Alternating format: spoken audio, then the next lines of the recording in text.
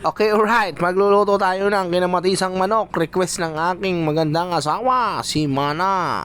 Ang ating ingredients ay sibuyas, bawang, kamatis, luya, pechay. Maglagay tayo ng oil.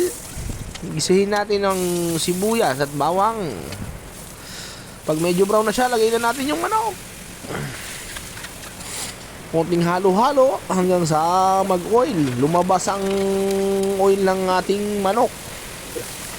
Kapag medyo lumabas na ang oil ng ating manok, yun, lagay na natin yung tubig.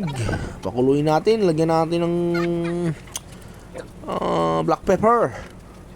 Siyempre, lagay tayo ng pampalasa. Lagay na natin yung kamatis. Kapag ang kamatis ay nadurog na, doon na natin ilagay yung pangpasarap, yung sili. Yun.